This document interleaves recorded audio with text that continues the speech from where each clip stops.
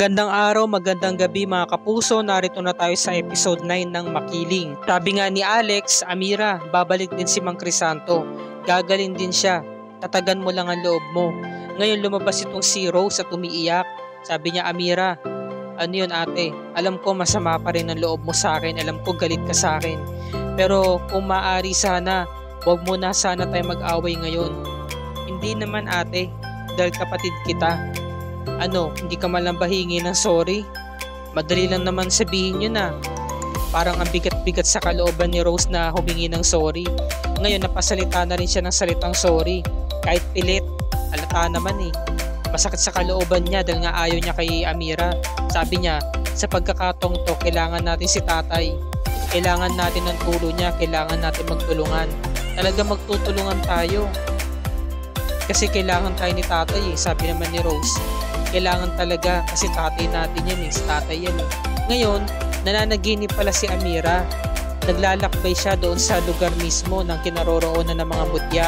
Humingi siya ng gabay kay Maria Makiling. Sabi niya, Maria, Maria, mutya ng Makiling. Dinggin ang mitbi ng puso mong tulong ng kalikasan. Aking kailangan. Maghatid ka ng tulong at kaligtasan.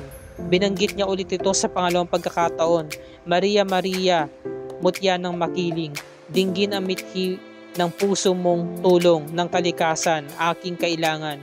Maghatid ka ng tulong at kaligtasan.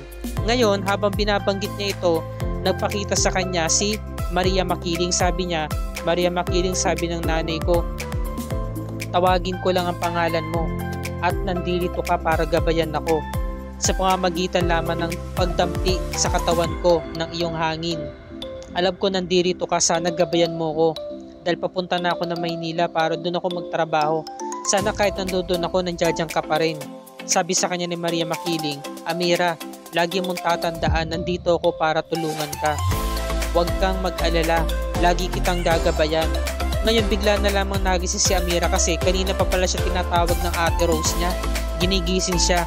Ano Amira, hindi ka pa ba tapos mag-empake? Bilisan mo dyan at alis na tayo mamaya. Bilis. Sige na. Talagang naalipungatan siya eh.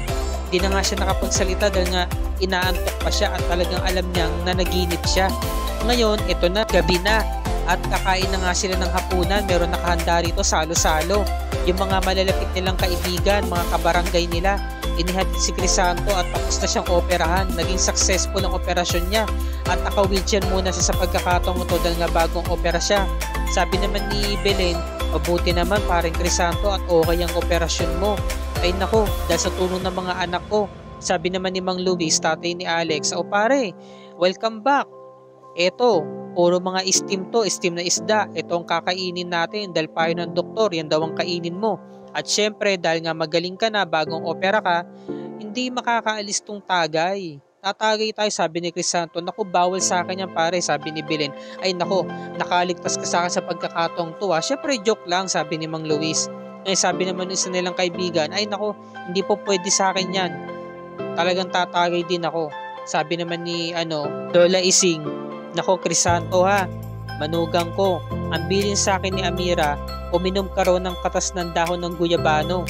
Bakit pa bilin ni Amira? Bakit hindi na lang siyang gumawa? Nasaan ba si Amira? Naku, ito na nga yung tanong niya. Sabi ni Lola Ising, Crisanto, nasa Maynila na kasi si Amira, doon na siya nagtatrabaho. Nasan si Rose? Nandun din, magkasama silang magkapatid. At ito nga yung sulat ni Amira, pinabibigay niya sa'yo. Nakasulat dito, Tay, pasensya na at hindi na kami nakapagpaalam sa ni Ate Rose. Yung sa pagpapa-opera mo, nagawa na namin ng paraan. Sa tulong ng mga kabarangay at ni Mang Manny. Umutang kami ng pera kay Mang Manny para pantustos sa panggastusin sa operasyon mo. Eto, umutang sila ng 50,000, binibilang pa ni Mang Manny. Sabi niya, o ito, 50,000, walang labis, walang kulang. Nakalista na yan dito. Kinakailangan buwan-buwan, bayaran nyo with interest yan ha. So, kailangan, hindi kayo lumagpas sa due date dahil kung hindi, alam nyo na mangyayari. O, na may tanong ba? Sabi ni Rose, wala po. O, meron pa bang karagdagang katanungan? Sabi niya kay Amira. Sabi naman ni Amira, wala rin po. Okay, good. Kaya kinakailangan makabayad kayo. Dahil kung hindi, alam nyo na mangyayari. Sabi niya, no? Sige na, makakaalis na ako. So, pinagtulungan nilang lahat. At sabi ni Amira sa sulat, huwag na kayo mag-alala tay. dahil dito po muna kami magtatrabaho. Ganito po talaga eh. Kailangan po namin mabayaran yung upa sa bahay sa yung mga ibang utang, lalo na po kay Mang Manny. Ngayon nandito na nga sila sa Maynila. Sabi naman ni Rose, oh, ito na muna yung gawin mong tulugan, tong papag. Huwag ka mag-alala. Ganyan din naman yung ginawa kong tulugan noong bago pa lamang ako rito sa Maynila. Sabi ni Amira, ate, pwede bang ilagay ko muna rito si Mutya para maarawan siya sa may tabi ng bintana? Okay lang naman sa akin na yan yung higaan kong banig. Sanay na rin naman ako na yan na tinutulugan ko sa probinsya. Sabi naman ni Cathy, ba't kaya hindi ko humingi sa tulong ni Maria Makiling? Di ba malakas ka doon? Parang si Santa Claus yun, di ba? Doon ka humihiling palagi. Baka malay mo, ambunan ka ng magandang higaan. Saka huwag ka mag-alala sa December, baka babigyan din kita ng magandang higaan. Sabi naman ni Rose, hindi ba talaga kayang pagalingin ng Mutya yung peklat mo, Amira? Hindi pa eh. Nayaan ko na lang to, ate. Ay nako, matutulungan ka rin naman yung Mutya. Alam mo Mutya, sana magkaroon ka na ng pakinabang sa amin ha. Para naman sa ganyan, guminhawa na ang buhay namin. Sana pamukadkad na yung bulaklak mo. Ngayon dumating na nga tong si Alex. Narito na yung mga iba nyo pang gamit. Amira, ito yung sketchpad mo. Maraming salamat Lek ah. Alam mo talaga hindi mo talaga kinalimutan tong sketchpad ko. Importante sa akin to eh. Syempre, ikaw pa. Malakas ka sa akin. Lahat naman gagawin ko sa'yo. Sabi naman ni Cathy, naku napaka-sweet ha.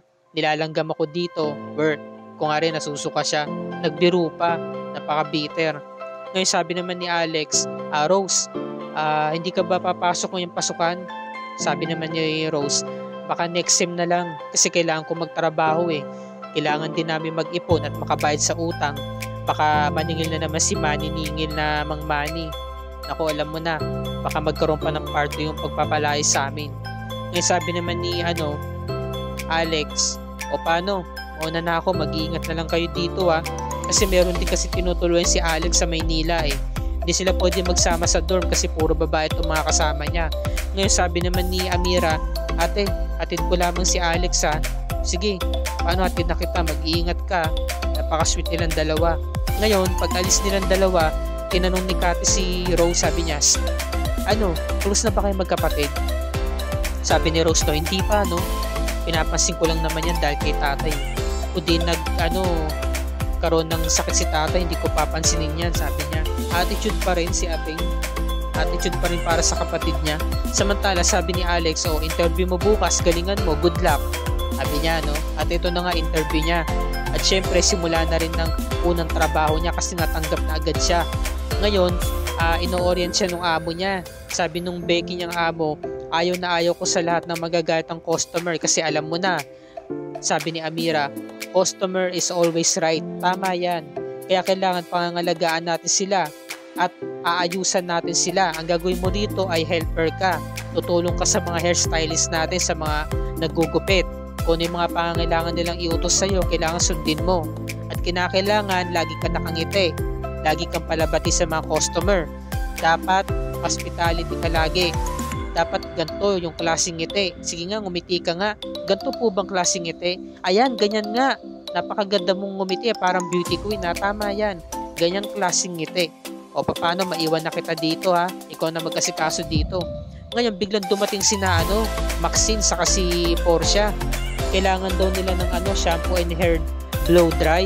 Sabi nung receptionist, meron pong bagong mag-a-assist sa inyo para po sa shampoo and hair blow dry, sabi niya. Ngayon biglang napakita to si Amira. Sabi ni Maxine sa ni Portia, ikaw? Di ba ikaw yung babae sa jungle? Opo, ako nga po kasi dito po ako nagtatrabaho. Nako, nga naman. Maxine po, di ba lumipat na lang tayo ng ibang salon, sabi ni Maxine. Malilate na tayo eh. Ilang oras na lang, papasok na tayo sa next subject natin. Mabuti pa dito na lang tayo. Total, baka kayanin naman yata ni Jungle Girl yan. Tara na. Sabi naman ni Portia, itong bokong to, pagkaingatan mo to dahil mas mahal pa to sa pagkatao mo. Kaya ayusin mo yung trabaho mo. Ngayon tumuloy na siya sa loob. At talagang kinabahan tong si Amira. Naramdam mo yung tense sa kanyang nararamdaman eh. Ngayon sabi ni Portia, at talagang pinag-iintay mo talaga ang customer Ang bagal, ang tagal. Sorry po ma'am, ito na po. Sinuot niya ng bahagya yung yung kanyang apron. dahan-dahan siya. Sabi naman ni Portia, ang tagal Tapos sinuotan din niya ng parang apron tong si Portia. Sabi niya, ano ba? Parang di ka marunong. Reklamo na reklamo. Sige na, iingga mo na ako. Sabi ni Amira, ma'am, usod-usod po kayo ng konti. Ano ba yan? Di mo lang sinabi sa akin na malamig pala yung tubig na gamit nyo. Ma'am, ganito po kasi talaga yung tubig na gamit namin sa probinsya Pwede ba? Huwag mo ko yung tulad sa'yo, magkaiba tayo ng 6. Sabi niya. Mabuti pa, ano ba yan? Nababasa na yung mukha ko. Basang-basa na yan. Buti pa, shampoohan mo na ako. Dali, bilis. Nagmamadali ako Ngayon, pinipiga ni Amira, ayaw lumabas. Ngayon, napasobra yung pagpiga niya. Tumalsik sa mata ni Portia. Yung shampoo, sakit nun. Kaya napatayo siya agad. Ouch, sakit. Ano bang ginawa mo sa akin? Ano ba? Kasi nananakit yung staff nila sa salon. Nakaganti na si Amira sa pagkakataon to. Buti nga sa'yo, Portia, nakarama ka ngayon. Sorry po, ma'am, sorry, hindi ko po sinasadya. Anong klase ka? You're so stupid. You witch, sabi niya, no? Nagwala siya. Dumating si Maxine, sabi niya, anong mangyari sa'yo? Anong ginawa mo? Sabi ni Maxine, kasalanan mo to. Ngayon dumating yung amo niya, yung bakla. Sabi niya, huwag mo kong hawakan, sabi ni Portia. Ang nangyari, nasa bunutan yung Becky na amo ni Amira. Kaya nakakatuwa itong senang to Yun ang nasa bunutan yung may-ari ng salon. Tapos ang nangyari, sobrang pagkapikon nung Becky na amo ni Amira, napikon kay Portia nakipagsabunutan na rin. Ngayon, nung nakilala nung amo niya na customer pa rin sinasabunutan niya, sorry po madam, tinanong niya si Amira, ano ba talaga nangyayari dito? Naku po, lagot na si Amira. Fired agad sa unang araw ng trabaho. Wala pang 1 oras, ilang minuto pa lang nagalit na agad sa kanya yung first customer niya. Paano kasi minala si Amira First customer niya, yung taong may ayaw sa kanya, si Portia. At dito na po nagtatapos ang review and recap para sa araw na to mga kapuso. Bukas, pakatunghayan natin ang pangalawang trabaho o bagong trabaho ni na Amira at Rose. Nalaman ni Amira na sa club pala nagtatrabaho tong ate niya bilang dancer. Isang hindi marangal na trabaho to. Samantalang si Amira, pinagpatuloy pa rin ang buhay. Nagtrabaho siya bilang janitress sa isang eskwelahan na kung saan doon din pala nag-aaral yung Crazy Five. Lagi na lamang siya nilalapitan ng malas. Hindi na mawala yung mga toxic na tao sa paligid ni Amira. Yan ang pakatunghayan natin bukas mga kapuso, at dito na po nagtatapos ang review and recap para sa araw na to. Kung bago ka pa lamang sa aking channel, kung maaari makahingi ako sa iyo ng subscribe at i-click mo na rin ang bell icon para lagi ka updated sa mga episode ng Makiling and other GMA shows tulad nito. Maraming salamat po sa inyong panonood mga kapuso, and God bless us all.